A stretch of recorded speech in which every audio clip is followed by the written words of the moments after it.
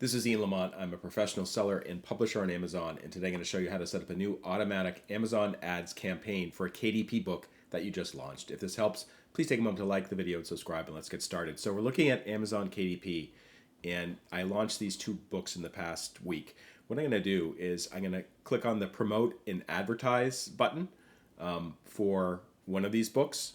For instance, if I hover over the more actions icon, I can select promote and advertise for the paperback edition. You'll come to the Amazon advertising console, and what you're seeing may look a little bit different than what I have up here on the screen, but the basic idea is you want to go to the create campaign button and press that, and then you want to create a new sponsored product campaign. Now, sponsored product campaign, these are kind of like the bread and butter, actually, of Amazon advertising. They're really effective. They show up in many different locations. So what I'm going to do is I'm going to walk you through the process I use for setting up an automated sponsored product campaign. And I'll explain what that means in a second. And pay particularly close attention to what I call dark patterns. And this is what Amazon advertising does to try to encourage you to spend more money that you don't need to be spending. And that's through setting bid levels, setting budgets, and also certain settings on the campaign. So let's go through it. I'm going to press continue on under sponsored products. Note it says new campaign up here, and it gives me the option of doing custom ad text or standard ad. So I'm just going to do standard ad. It doesn't need any custom text because the book, I'll show you what it is.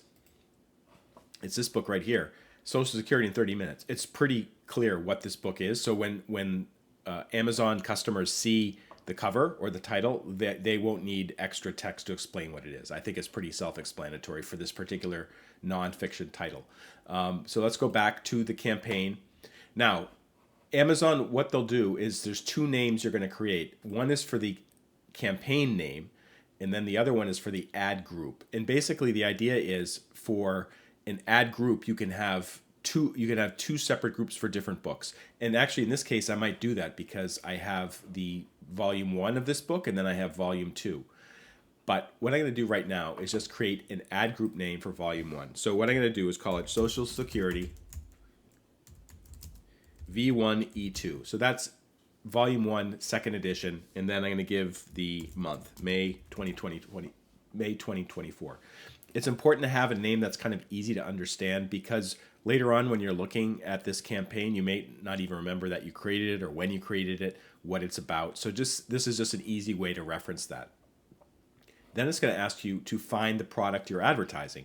In this case, it's books. So what I have is I actually have a list of all the ISBNs. So I'm going to copy this ISBN for the paperback edition, not for the Kindle edition, not for the hardcover edition, for the paperback, because that's my main seller. I'm going to paste it in. And then here where it says in 30 minutes, that's the brand name. What I actually want to do is all Amazon products. For reasons I don't understand, if I search under my own brand name, my book doesn't show up. But if I have it under all Amazon products, it does. Here it is right here, in stock, exactly what we want. I'm going to click add. Okay. For sponsored product campaigns, you can create one advertised book per ad group. But if you want to have more than one book, you would just create a second ad group for that. Okay, so I have my one book in my ad group. This is the ad group name, Social Security V1E2 May 2024. So let's continue. Okay, automatic targeting. This is selected by default. The great thing about automatic targeting is it really takes a lot of the guesswork about kind of setting up keywords and other factors that Amazon will ask from you. So I'm just going to keep automatic targeting. And then here is one of the problematic areas of Amazon advertising when it comes to dark patterns. Remember, this is when Amazon suggests like a default bid that may be higher than you need. Interestingly, the default bid is actually okay for this campaign. I think because Amazon has a lot of data on the books that I sell, so it's giving me a good example here. But sometimes I've seen default bids that are $1, $3, even more than that, which is way overpriced. I always recommend being very careful with any sort of default number that Amazon gives you. And usually it's better to start low and then work your way up if you're not getting any impressions or clicks, rather than starting way too high and then just getting billed a ton of money when Amazon sends you all these impressions that may not even convert that well. So I'm actually going to do something else.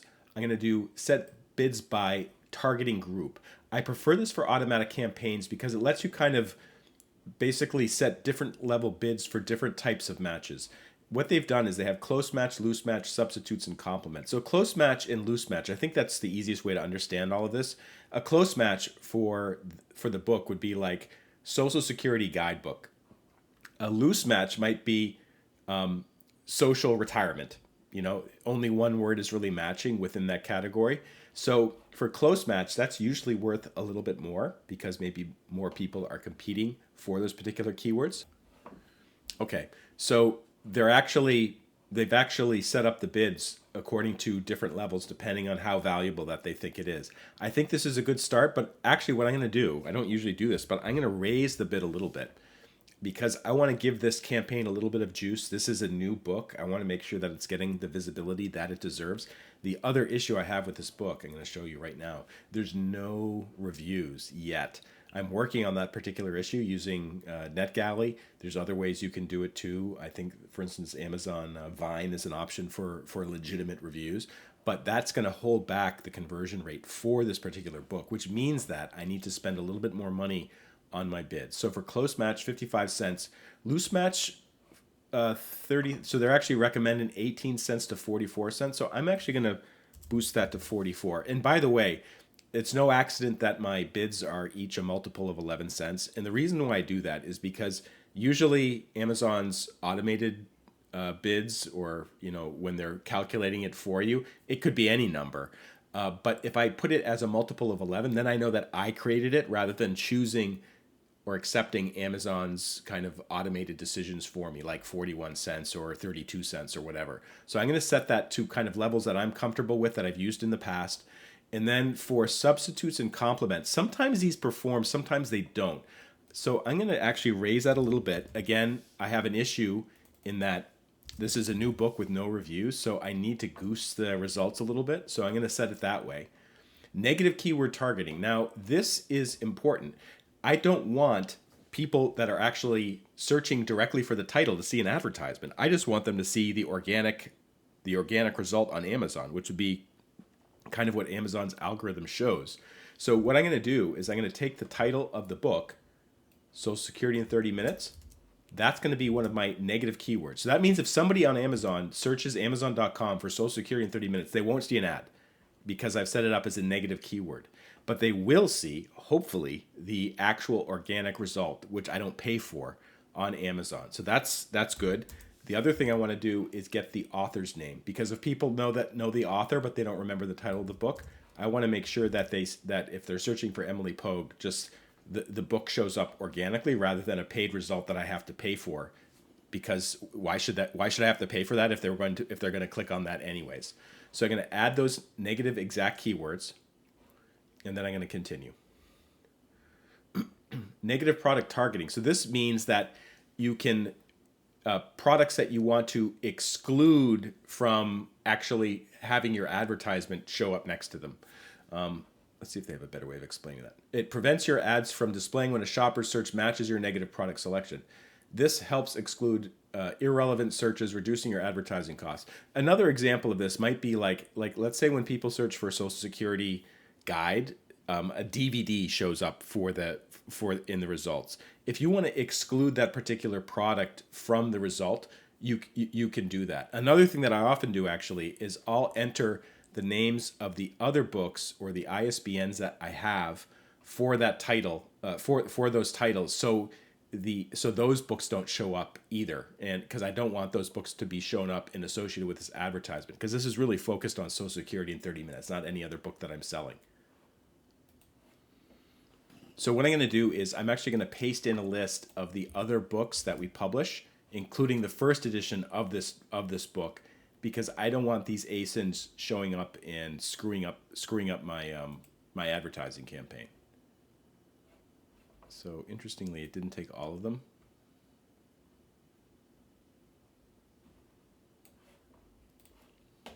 Okay, so campaign bidding strategy. This is another dark pattern, so be careful. for the campaign bidding strategy, dynamic bids up and down is the default. Never take this as your accepted bidding strategy.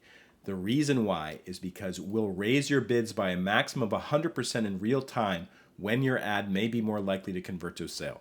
This is bad news. So like before I showed you, I'm bidding up to 55 cents per click for certain types of keyword matches. So that means Amazon might, of its own volition, raise my bid to $1.10, and I just can't afford that. If I start getting lots of clicks and no sales on $1.10 clicks, that's just going to wipe out my profit margin. So I never select dynamic bids up and down. I do dynamic bids down only. I'm perfectly okay if Amazon wants to lower it dynamically, but not raise it.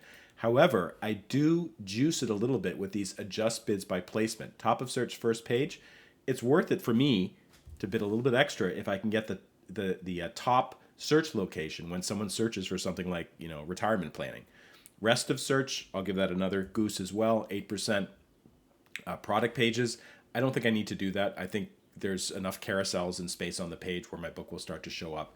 And then now we give the campaign name. So you name the ad group first and then the campaign. So I'm going to call this Social Security SP Auto Launch Campaign, May 2024. And I should say Social Security V1E2. I might change the name of this campaign later if I'm able to create another ad group for the second volume, but right now I'm just going to keep it like that. Portfolio, so I do have special portfolios. Start date's fine. End date, I'm not setting any end date. This is kind of like an evergreen title. And then for daily budget, I might set, so they recommend $12. This is a launch campaign, so I can do 15. Okay, I think we're good here. Launch additional campaigns in other countries? No way. This is Social Security, so it's only valid in the United States, and I'm going to launch the campaign. Now, one other thing I want to remind people, when you launch a campaign, whether it's auto or keyword or whatever, check it, come back and check it a few weeks later. You need to give it a little bit of time to start to kind of catch Amazon's algorithms to catch on with the keywords and your bidding strategy and whatnot and start to show it and start to get results. But the other thing you want to be really careful of is your campaigns aren't just wasting a lot of money. And the only way to do that is to go back into their campaign manager and take a look at the campaign a few weeks later, and maybe for every 2 or 3 weeks after that, just to make sure you're not wasting money. And I do this a lot. I optimize my campaigns a lot. This makes for a much, much better returns using Amazon advertising, and ultimately, hopefully, some sort of success for your books, whether it's more readers or more sales or whatever. If this video helped, please take a moment to like it and follow me. Also, if you go to my official website, leanmedia.org, click on blog, and you'll find all kinds of posts about Amazon. This is a huge part of my business. I do use other platforms, but Amazon, I like to share my knowledge. It's completely free to look at this blog as well as the other videos I have. So I hope you enjoy, and I'll see you next time.